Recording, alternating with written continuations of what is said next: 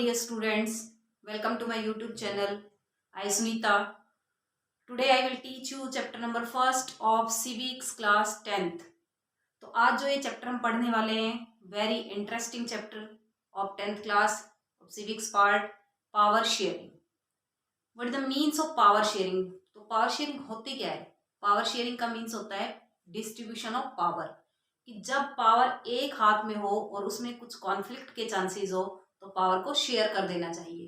For example, आपके पास आपकी class में आपको सारी पावर दे रखी है आपके टीचर ने, बट कुछ स्टूडेंट्स आपका अपोज कर रहे हैं, तो आपसे टीचर कहे कि आप पावर को शेयर कर दो. इट मीन्स आप अपनी कुछ जो आपको राइट्स दे रखे हैं वो दूसरे स्टूडेंट्स को दे दो. तो आपको स्टार्टिंग में तो बुरा लगेगा, लेकिन कॉन्फ्लिक्ट से बचने के लिए आप उसको ऐसा करोगे. सेम वे फैमिलीज में भी होता है कि अगर पावर एक पर्सन के हाथ में है और कुछ टाइम के बाद उसको डिस्ट्रीब्यूट करने के लिए कहा जाता है तो वो पर्सन एग्री हो जाता है. अगर एग्री नहीं होते तो घर में क्लैशेस हो जाते हैं या फिर कोई भी डिस्प्यूट हो जाता है. तो पावर शेयर करना एक बेटर वे है. पावर को शेयर करना चाहिए. पावर शेयर करने से ही बेटर, चाहे कंट्री की गवर्नमेंट है, चाहे वो घर में कोई फैमिली मेंबर पावर शेयर करके अपने घर को चलाता है, तो वो बेटर वर्क होता है.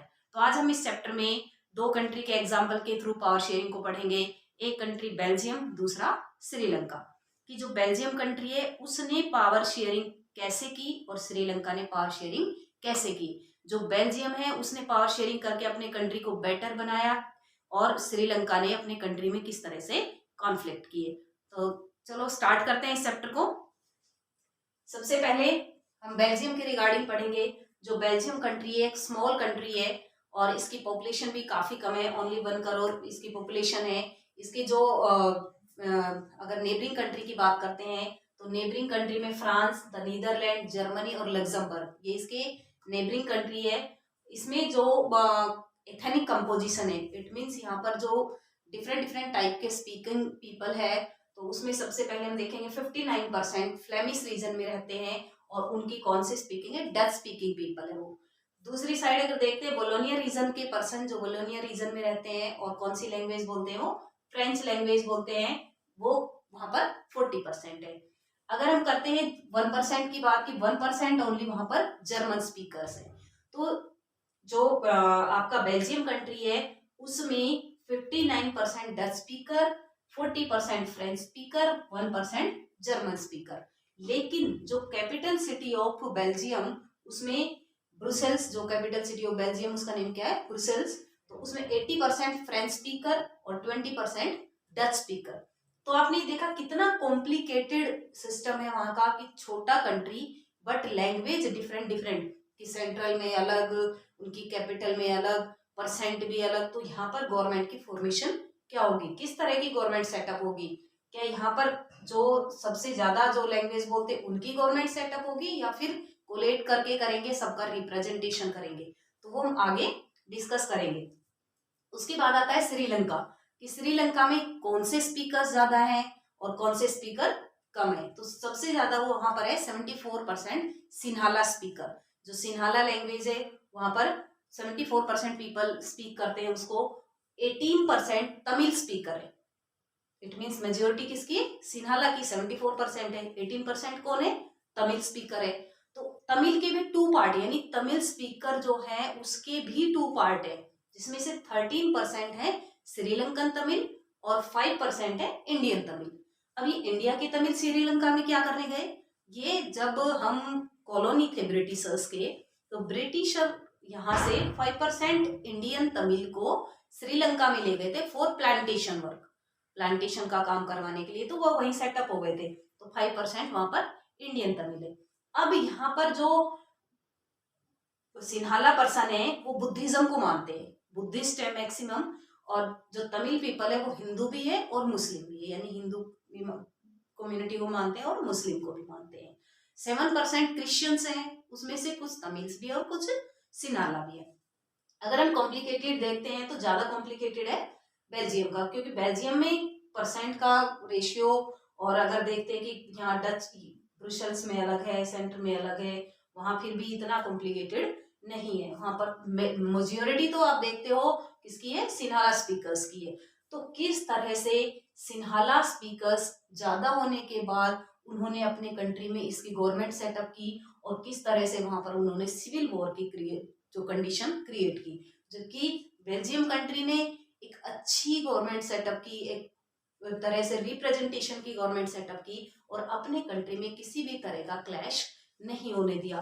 तो इस चैप्टर में हम कंप्लीट इन दोनों की केस स्टडी को करेंगे और आपको ये चैप्टर बहुत अच्छे से क्लियर हो जाएगा और इस चैप्टर में कोई आपको डाउट नहीं रहेगा कि दोनों केस स्टडी लोगे, एक बेल्जियम की एक श्रीलंका की, बेल्जियम ने कौन कौन सी ऐसे रूल रेगुलेशन एक्सेप्ट किए, ऐसे कौन से वर्क किए कि इन्होंने तो इतनी कॉम्प्लिकेटेड होने के रीजन से भी किसी तरह के कोई प्रॉब्लम क्रिएट नहीं की, किसी तरह के कोई भी डिस्प्यूट्स नहीं हुए।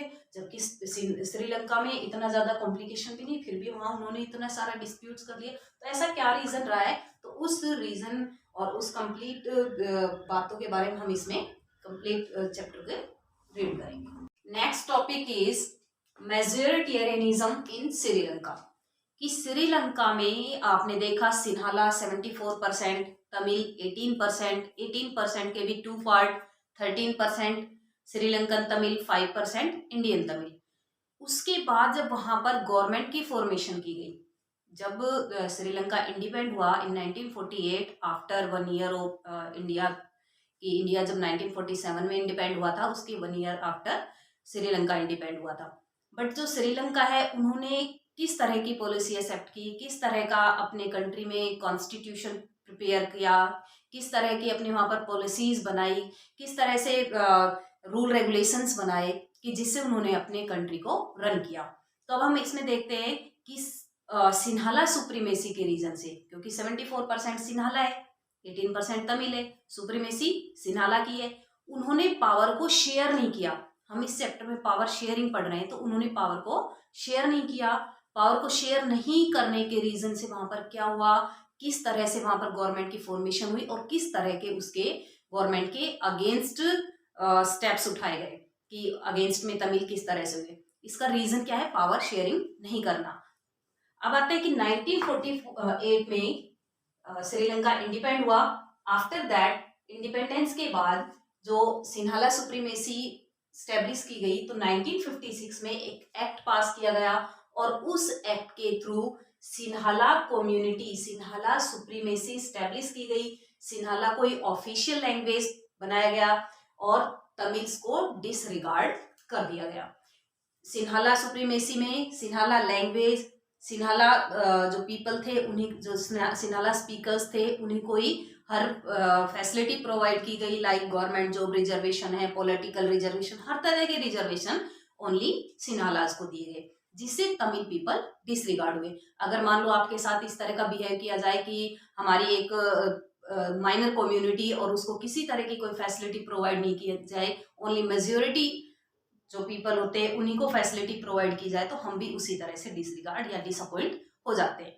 तो नेक्स्ट आता है कि बुद्धिज्म को कौन फॉलो करते थे, Sinhala people. Buddhism was favoured and given special protection. जो बुद्धिज्म को जो फॉलो करते थे, लाइक सिन्हाला करते थे, तो उनको भी, बुद्धिज्म को भी स्पेशल प्रोटेक्शन दी गई, जिससे तमिल पीपल को फील हो गया कि हमें किसी तरह की कोई फैसिलिटी, इवन पॉलिटिकल राइट्स कुछ भी नहीं दिया गया है। तो वो प्रोटेस्ट करने लग गए। उनका प्रोटेस्ट करना भी बिल्कुल सही था, क्योंकि अगर मान लो हर तरह से उनको डिनाई किया गया, हर तरह से उनके साथ मिसबिहेव किया गया, तो वो लास्ट फाइनली कोई भी जब ज्यादा फ्रस्ट्रेट हो जाता है तो लास्ट में वो अगेंस्ट होता है, प्रोटेस्ट करता है। तो सेम वे तमिल ने भी प्रोटेस्ट किए। जो तमिल पीपल थे उन्होंने 1980s के आते आते बहुत सारे ग्रुप बना लिए, बहुत सारे ऑर्गेनाइजेशंस बना लिए, और उन ऑर्गेनाइजेशन बनाने का मेन पर्पस था राइट्स, कि हमें राइट्स चाहिए, हमें हमारे राइट्स चाहिए, कि जिस तरह सिन्हाला सुप्रीमेसी है, सिन्हाला को हर तरह के राइट्स मिले हैं, हमें भी अपने राइट्स चाहिए। ये सारी सिचुएशन क्रिएट होते होते, ये ऑर्गेनाइजेशन में डिस्प्यूट बढ़ते बढ़ते लास्ट में जो तमिल पीपल थे उन्होंने डिमांड कर दी सेपरेट स्टेट की, यानी कि तमिल इलम की। उन्होंने सेपरेट स्टेट की डिमांड की, और सेपरेट स्टेट की डिमांड के साथ साथ सिन्हाला और तमिल दोनों के बीच में सिविल वॉर हो गया। अब जो ये सिविल वॉर होता है वो क्या होता है कि वो कंट्री के इंटीरियर पार्ट में ही वॉर हो जाता है उसको सिविल वॉर बोलते हैं। तो सिविल वॉर होने का रीजन था सिन्हाला सुप्रीमेसी, कि सिन्हाला कम्युनिटी को ही सुप्रीमेसी क्यों दी गई। उसमें तमिल पीपल का भी तो रिजर्वेशन होना चाहिए था। ये थोड़ी नहीं कि भी सिन्हाला 74% है तो उन्हीं को ही ज्यादा फेवर किया जाएगा। इस तरह तो फिर माइनर पीपल तो कभी आगे ही नहीं आ पाएंगे। हमारे इंडियन कॉन्स्टिट्यूशन में आप देखते हो कि किस तरह से रिजर्वेशन किया गया है जो SC BC ST उन लोगों के लिए। वो रिजर्वेशन करने का रीजन यही है कि किसी तरह का क्लासेस नहीं हो। बल्कि यहाँ तो इतनी डाइवर्सिटी नहीं थी जितनी डाइवर्सिटी इंडिया में थी। इंडिया एक डाइवर्स नेशन था, फिर भी उसको किस तरह से बाइंड करके रखा गया, किसी तरह के क्लैशेस नहीं किए गए। तो जो श्रीलंका ने एक मेजोरिटी कम्युनिटी की गवर्नमेंट सेटअप की, जिसके रीजन से श्रीलंका में डिस्प्यूट हुए, तो एक बिल्कुल रॉन्ग मेथड था। अगर वहां पर तमिल पीपल को भी फेवर किया जाता तो सिविल वॉर की कंडीशन वहां कभी भी क्रिएट नहीं हो। नेक्स्ट टॉपिक आता है accommodation in Belgium. Accommodation, Belgium में क्या अकोमोडेशन किया गया, कौन सी समझदारी दिखाई बेल्जियम ने। बेल्जियम ने ऐसा कौन सा काम किया कि जिससे उनके कंट्री में कोई क्लैश नहीं हुआ। जबकि अगर हम देखते हैं श्रीलंका को, तो श्रीलंका में तो ओनली 2 ग्रुप ही दिखाई दे रहे थे आपको, जबकि यहाँ तो ज्यादा है उससे भी। कि अगर हम देखते हैं पूरे कंट्री में तो डिफरेंट है, जबकि उनकी कैपिटल सिटी में डिफरेंट है। तो ये यहाँ पर तो क्लैशेस के चांस ज्यादा होने चाहिए, लेकिन यहाँ तो कोई क्लैशेस के चांस ही नहीं हुए। यहाँ पर तो किसी तरह का कोई सिविल वॉर ही नहीं हुआ। इसका रीजन था अकोमोडेशन, कि बेल्जियम ने क्या दिखाई, अकोमोडेशन दिखाई। बेल्जियम ने तो सबसे पहले अपना कॉन्स्टिट्यूशन प्रिपेयर किया। ड्यूरिंग कॉन्स्टिट्यूशन उनको लगा कि अब की बार ये इसमें कुछ कमी रह गई, नेक्स्ट टाइम फिर प्रिपेयर किया, उसमें सुधार किए, चेंज किए, अमेंडमेंट किए, फिर बनाया। इस तरह से उन्होंने टोटल 4 टाइम चेंजेस किए। 1970 से लेकर 1993 तक 4 टाइम चेंज किए, बट एक बेस्ट कॉन्स्टिट्यूशन प्रिपेयर किया। और वो उन्होंने कॉन्स्टिट्यूशन इसलिए बेटर प्रिपेयर किया कि किसी तरह का कोई क्लैश ना हो। Dutch and French speaking ministers shall be equal in the central government. अब जो गवर्नमेंट फॉर्मेशन की गई, कि श्रीलंका ने गवर्नमेंट फॉर्मेशन की, देखा कि सिन्हाला ज्यादा है, सिन्हाला की गवर्नमेंट होगी, सिन्हाला ही सुप्रीम होंगे, सिन्हाला ही लैंग्वेज होगी। लेकिन इन्होंने ऐसा नहीं किया। ना इन्होंने एक किसी भी फ्रेंच डच पीपल की कोई सुप्रीमेसी दिखाई, सबको इक्वल रिप्रेजेंटेशन दिया। कि चाहे वो 80% थे, चाहे 20% थे, चाहे 1% थे, सबको इक्वल रिप्रेजेंटेशन दिया सेंट्रल गवर्नमेंट में। और सेंट्रल गवर्नमेंट के बाद इन्होंने कौन सी गवर्नमेंट की फॉर्मेशन की, स्टेट गवर्नमेंट की। स्टेट गवर्नमेंट में भी सेम सिचुएशन क्रिएट की कि इक्वल रिप्रेजेंटेशन दिया, किसी तरह का कोई क्लैश नहीं हुआ। जो सेंट्रल गवर्नमेंट की बाद में स्टेट गवर्नमेंट बनाई, वो ऐसा नहीं कि वो सेंट्रल गवर्नमेंट के अंडर वर्क करेगी, उसको सबऑर्डिनेट नहीं बनाया गया। एक थर्ड काइंड ऑफ गवर्नमेंट बनाई जिसका नाम रखा कम्युनिटी गवर्नमेंट। जो कम्युनिटी गवर्नमेंट थी, इसके बनने के बाद जो माइनर क्लैसेस के चांस थे वो भी खत्म हो गए। कि जिसको अपनी लैंग्वेज बेस पर कि कम्युनिटी सेटअप करनी थी, अपनी स्मॉल कम्युनिटी जो सेटअप करनी होती थी, वो इजीली उसको कर सकते थे।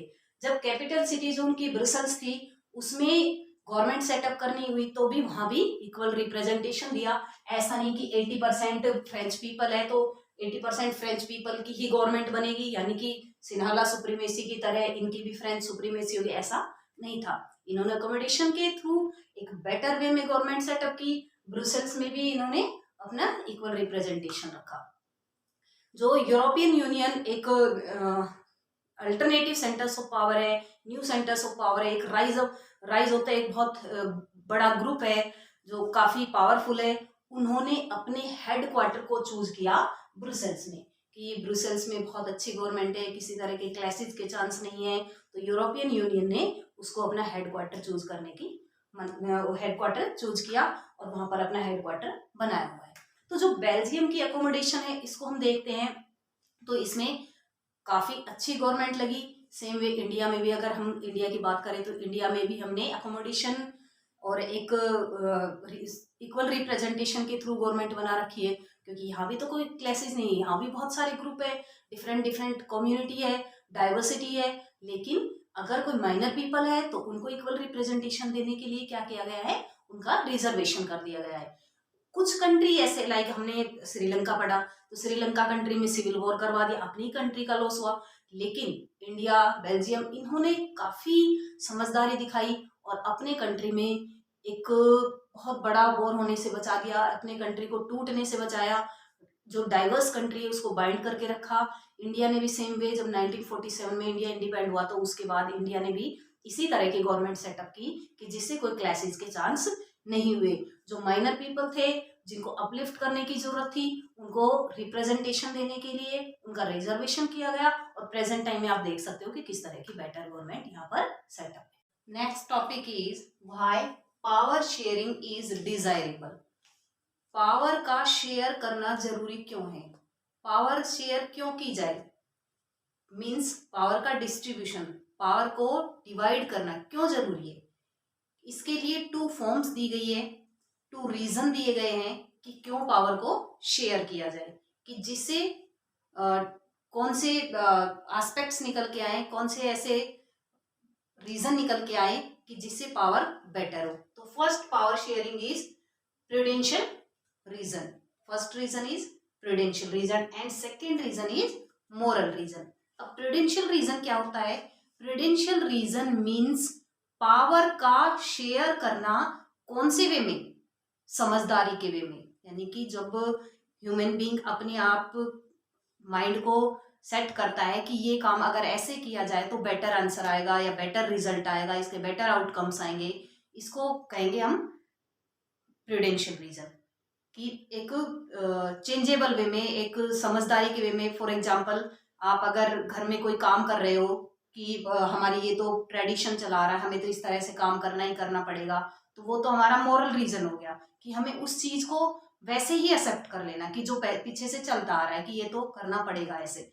लेकिन अगर हम उसमें कुछ अपने नैतिक की बजाय कुछ तर्क लगाएं, नैतिकता की बजाय कुछ अपने तर्क लगाएं और उससे बेटर आउटकम निकल के आए, तो वो कहलाएगा प्रूडेंशियल। तो प्रूडेंशियल कौन सा होता है, युक्ति, तर्क, कि जिससे बेटर रिजल्ट आए। और जो मोरल रीजन होगा वो होता है नैतिकता, कि ये इस तरह तो इसमें करना ही पड़ेगा। जिस तरह आपने देखा कि बेल्जियम कंट्री में उन्होंने क्या किया, प्रूडेंशियल रीजन एक्सेप्ट किया, अपने माइंड का यूज किया और कॉन्फ्लिक्ट होने से बचा लिया कंट्री को, कि किसी तरह की कोई क्लैश नहीं हो पाए। क्लैशेस क्यों नहीं हो पाए, क्योंकि उन्होंने क्या किया कि जो मेजोरिटी माइनॉरिटी थी उनको सबको रिप्रेजेंटेशन दे दिया। जबकि सिविल वॉर कहाँ हुआ, श्रीलंका में। श्रीलंका में क्यों हुआ सिविल वॉर, क्योंकि उन्होंने प्रूडेंशियल रीजन एक्सेप्ट नहीं किया, अपने माइंड को यूज ना करके उन्होंने अपने जो सुप्रीमेसी थी उसी की गवर्नमेंट को आगे चला दिया। तो उसका वहां रीजन क्या रहा, उन्होंने प्रूडेंशियल रीजन को एक्सेप्ट नहीं किया। तो प्रूडेंशियल रीजन क्या करता है, it stress that power sharing will bring out better outcomes. जो कंट्री प्रूडेंशियल रीजन को एक्सेप्ट करता है उस कंट्री में पावर शेयरिंग में उनके आउटकम, उनके रिजल्ट बेटर आते हैं। Second, power sharing is good because it helps to reduce the possibility of conflict between social groups. जो पावर शेयरिंग होती है उसमें जो कॉन्फ्लिक्ट्स होते हैं वो रिड्यूस होने के चांसेस होते हैं प्रूडेंशियल रीजन के वजह से। अगर प्रूडेंशियल रीजन किसी कंट्री ने एक्सेप्ट किया है तो वहां पर कॉन्फ्लिक्ट के चांसेस कम से कम होते हैं। A good way to ensure the stability of political order. जो पॉलिटिकल ऑर्डर होते हैं उसमें भी स्टेबिलिटी, कि किसी तरह के ये नहीं कि कभी ये काम ऐसे हो गया हो कभी वैसे, यानी कि काम की स्थिरता होगी, स्टेबिलिटी होगी। तो प्रूडेंशियल रीजन ऐसे रीजन होते हैं, ऐसे आइडियाज होते हैं जो माइंड से यूज किए जाते हैं, जो तर्क से यूज किए जाते हैं और इसमें कॉन्फ्लिक्ट के चांसेस नहीं होते हैं, रिड्यूस हो जाते हैं। जबकि moral reason, power sharing is the very spirit of democracy. Moral reason में अगर हम पावर शेयरिंग की बात करते हैं तो पावर शेयरिंग में, मॉरल रीजन में डेमोक्रेसी की स्पिरिट है, पावर शेयर करना, डेमोक्रेसी में पावर शेयरिंग होती है। तो मॉरल रीजन कौन सा है, पावर शेयरिंग का मॉरल रीजन, कि ये तो ऐसा होता ही है कि पावर को डिस्ट्रीब्यूट करना ही पड़ेगा, ये तो डेमोक्रेसी में है ही, तो वो मॉरल रीजन होगा। प्रूडेंशियल रीजन में क्या किया कि उसमें अपने ideas, new techniques, new ideology use की गई। जबकि मॉरल रीजन में तो ऐसा तो होता ही है कि डेमोक्रेसी में पावर की शेयरिंग तो होती ही है, तो वो मॉरल रीजन हो जाएगा। Moral reasons are based purely on moral consideration, कि जो मोरल रीजन होते हैं वो मोरल बेस के ऊपर होते हैं, नैतिकता के बेस पे होते हैं कि भाई डेमोक्रेसी है, डेमोक्रेसी में पावर की शेयरिंग तो होती है, पावर का सेंट्रलाइजेशन ही होता है, डिसेंट्रलाइजेशन होता है, तो ये मोरल की जो रीजन का सेकेंड फॉर्म है मोरल रीजन में आ जाएगा। थर्ड है decentralisation of power is an example of moral reason. हमारे कंट्री की अगर हम बात करते हैं, किसी भी कंट्री की बात करते हैं जहाँ पर डेमोक्रेसी सेटअप है, वहां पर पावर का डिसेंट्रलाइजेशन है, तो वो कौन सा रीजन होगा? Moral reason. मोरल रीजन के रीजन से, मोरल रीजन की वजह से पावर का डिसेंट्रलाइजेशन, कि डेमोक्रेसी है, डेमोक्रेसी में पावर की शेयरिंग होगी, डेमोक्रेसी में डिसेंट्रलाइजेशन हो गई, तो ये मोरल रीजन से। तो प्रूडेंशियल रीजन, जिसमें अपनी तर्क, अपनी युक्ति, अपने आइडियाज, अपने माइंड अलग से लगाया गया और जिसमें कॉन्फ्लिक्ट के चांसेस कम किए गए और बेटर आउटकम आया हो। जबकि मोरल रीजन वो होता है कि ऐसा तो होता ही है, या ऐसा तो करना पड़ता ही है, या ऐसा तो करना पड़ेगा ही, तो वो आ जाएगा आपका moral reason. Next topic is forms of power sharing. Forms of power sharing very important topic. यहाँ से आपका long question, short question, very short question, objective type question, हर तरह के क्वेश्चन यहाँ से बन सकते हैं। तो फॉर्म्स ऑफ पावर शेयरिंग में आप देखेंगे कि डिफरेंट डिफरेंट कैसे ऑर्गन में या फिर लेवल में या सोशल ग्रुप्स में किस तरह से पावर को शेयर किया गया है। तो firstly will discuss about power sharing among different organs, कि डिफरेंट डिफरेंट ऑर्गन में किस तरह से पावर को शेयर किया गया है। तब आपको ये पता होना चाहिए कि गवर्नमेंट के जो हमारे ऑर्गन है वो कौन कौन से हैं। तो first organ is legislature, second is executive and third is judiciary. जो ऑर्गन है गवर्नमेंट के या इस पावर शेयरिंग को हम हॉरिजॉन्टल पावर शेयरिंग भी बोलते हैं, क्योंकि ये हॉरिजॉन्टल वे में डिस्ट्रीब्यूट है। तो फर्स्ट ऑर्गन जो लेजिस्लेचर है, सेकंड ऑर्गन जो एग्जीक्यूटिव है और थर्ड ऑर्गन जो आपका जुडिशियरी है। इन तीनों ऑर्गन का एक दूसरे के साथ कनेक्शन है, एक दूसरे के साथ कनेक्टिविटी है। फर्स्ट ऑर्गन लेजिस्लेचर, ये लॉज को बनाता है, making of laws. Then after executive, इनको इम्प्लीमेंट करता है, it means implementation of laws. And third is judiciary, अगर कोई कॉन्फ्लिक्ट हो जाए तो उनको देखता है। तो ये चेक और बैलेंस कहलाता है, चेक और बैलेंस। इट मींस जो लेजिस्लेचर ने वर्क किया उसको एग्जीक्यूटिव देखेगी, एग्जीक्यूटिव और लेजिस्लेचर को दोनों को ही जुडिशियरी देखेगी। अगर एग्जीक्यूटिव वर्क कर रही है तो उसको लेजिस्लेचर चेक करेगी। तो इस तरह का ये वर्क क्या कहलाता है? चेक और बैलेंस कहलाता है। तो लेजिस्लेचर जो होती है इसमें जो वर्क करते हैं लाइक एमपीज होते हैं, तो इसमें लॉज को बनाते हैं। आफ्टर दैट जब यहाँ पर इम्प्लीमेंशन होती है, यहाँ पर आपके prime minister, minister, president include होते हैं। और यहाँ पर आपका जो जुडिशियरी है वो सुप्रीम कोर्ट, हाई कोर्ट, उनके मेंबर्स क्या कहलाते हैं? जजेस कहलाते हैं। तो ये तीनों आपका क्या कहलाएगा? पावर शेयरिंग का हॉरिजॉन्टल डिस्ट्रीब्यूशन ऑफ पावर, या फिर different among different organs. Government के जो ऑर्गन है वो 3 ऑर्गन है। यहाँ से एक लॉन्ग क्वेश्चन बन के आया था, only horizontal distribution of power, कि एक्सप्लेन कीजिए आप हॉरिजॉन्टल डिस्ट्रीब्यूशन ऑफ पावर को। तो आप मेरे को उसमें ये कंप्लीट एक लॉन्ग क्वेश्चन की लॉन्ग आंसर की फॉर्मेशन करनी है। सेकेंड आपका आता है power sharing among different levels. आपने यहाँ पर ऑर्गन देखा, यहाँ पर लेवल। यहाँ पर गवर्नमेंट के जो ऑर्गन होते हैं उनका वर्क, उनके पार्ट और उनका वर्क। यहाँ पर लेवल कौन से होते हैं और वो कैसे वर्क करते हैं, तो वो लेवल के रिगार्डिंग। तो इसमें जो लेवल होते हैं गवर्नमेंट के उनको बोलते हैं वर्टिकल डिस्ट्रीब्यूशन, इसको हॉरिजॉन्टल, इसको वर्टिकल। कई बार बच्चे गलत करते हैं कि जब हॉरिजॉन्टल क्वेश्चन आ जाता है, ओनली हॉरिजॉन्टल ऑर्गन वर्ड लिख के नहीं आएगा कि distribution of power in horizontal way या वर्टिकल वे, तो उसमें बच्चे कंफ्यूज हो जाते हैं कि हमें लेवल के बारे में लिखना है या फिर ऑर्गन के बारे में लिखना है। तो इसको आप अच्छे से याद रखना कि जिसमें ऑर्गन पूछा जाए you will write legislature, executive, judiciary, और जिसमें लेवल्स यानी कि जो वर्टिकल डिवीजन पूछा जाए उसमें आपको लेवल बताने, सेंट्रल, स्टेट और लोकल। तो जो वर्टिकल डिस्ट्रीब्यूशन ऑफ पावर है उसमें 3 लेवल्स हैं। फर्स्ट और जो सबसे ऊपर जो लेवल होता है, हाई अथॉरिटी होती है, वो सेंट्रल गवर्नमेंट होती है। जैसे कंप्लीट इंडिया की एक गवर्नमेंट होती है, सेंट्रल गवर्नमेंट हो गई। इसके अंडर में सारे जो स्टेट्स हैं वो इसके अंडर में वर्क करते हैं, यानी कि ये सेंट्रल गवर्नमेंट है, इनके अंडर में सारे स्टेट्स वर्क करेंगे। तो इनके पास सबसे ज्यादा पावर किसके पास होती है? सेंट्रल गवर्नमेंट के पास होती है। सेंट्रल गवर्नमेंट डिस्ट्रीब्यूट कर देती है पावर को। किस लिए डिस्ट्रीब्यूट करती है? कि पावर का डिवाइड करने के बाद वो अपने एरिया में अच्छे से वर्क कर पाए। हर स्टेट, यानी कि मान लो सेंटर वर्क कर रही है, सेंटर कंप्लीट स्टेट को नहीं देख पाएगी, किस किस स्टेट में क्या काम करना है, क्या कमी है, तो हमें वहां पर क्या करना चाहिए। तो वो क्या कर देती है? पावर को डिस्ट्रीब्यूट कर देती है और दे देती है किनको? स्टेट को। अब जब स्टेट के पास पावर आ गई तो उन्होंने अपने स्टेट में वर्क करना स्टार्ट कर दिया, लेकिन फिर भी उनको लगा कि कुछ कमी है कि जिससे हम बेटर वर्क नहीं कर पा रहे हैं, तो एक थर्ड लेवल और क्रिएट किया गया, local level. Third level local level, यानी कि इनके अंदर भी जो पार्ट होते हैं, यानी जो सेंट्रल गवर्नमेंट है उनके अंडर में स्टेट गवर्नमेंट आ गई।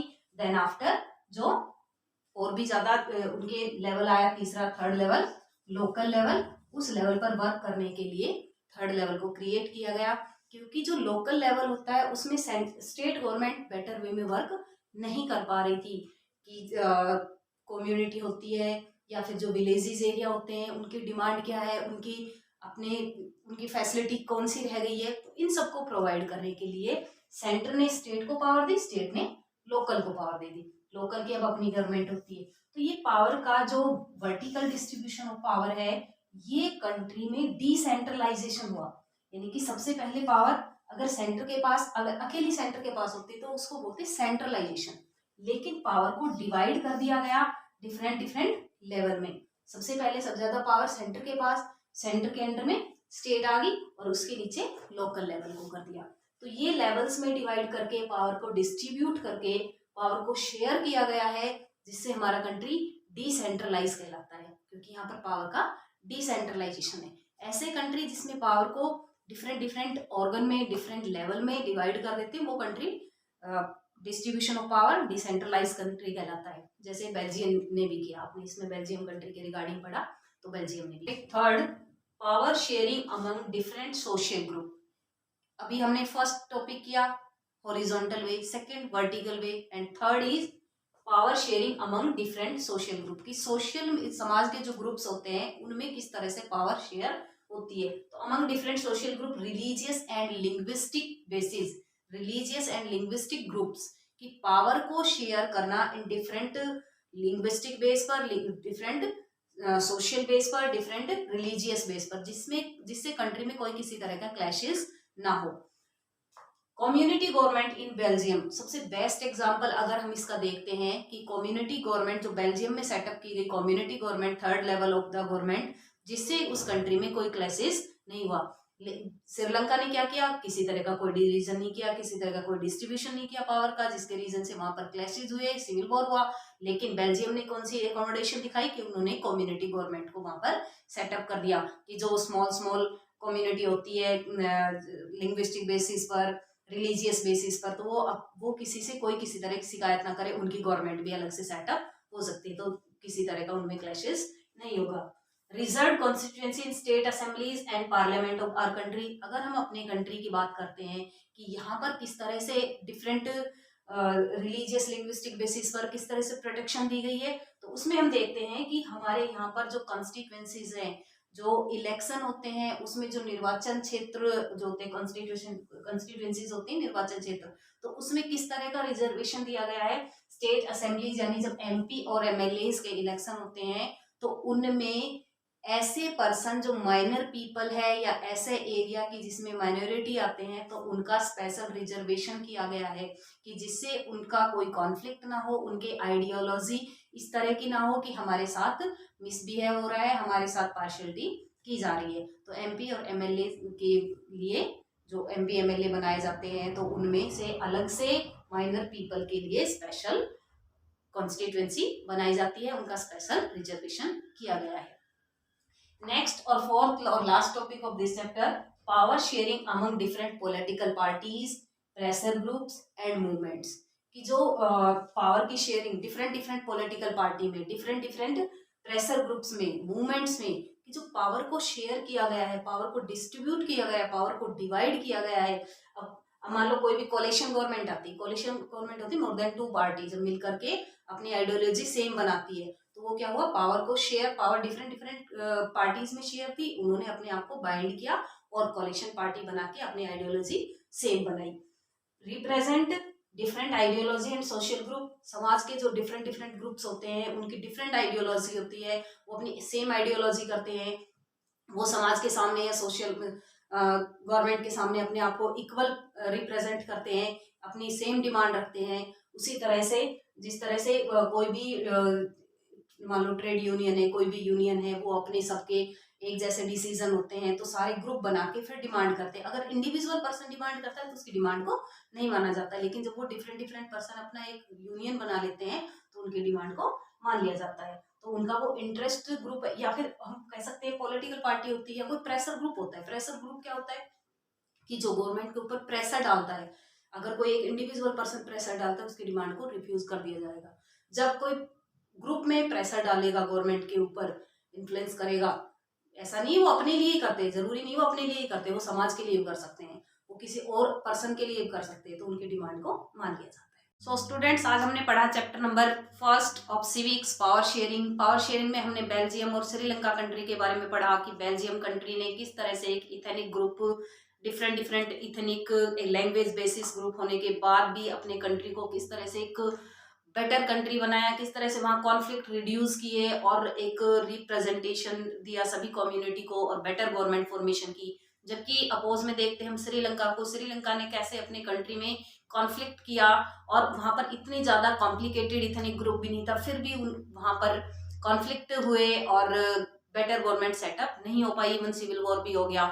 आफ्टर दैट हमने इनके प्रूडेंशियल रीजन, मॉरल रीजन भी पढ़े, then forms of power sharing पढ़ी, forms of power sharing horizontal, vertical आपने, और social group, linguistic basis group सारे पढ़े। और I hope you have understood about this chapter. मिलते हैं नेक्स्ट वीडियो में, तब तक के लिए ओके बाय, टेक केयर।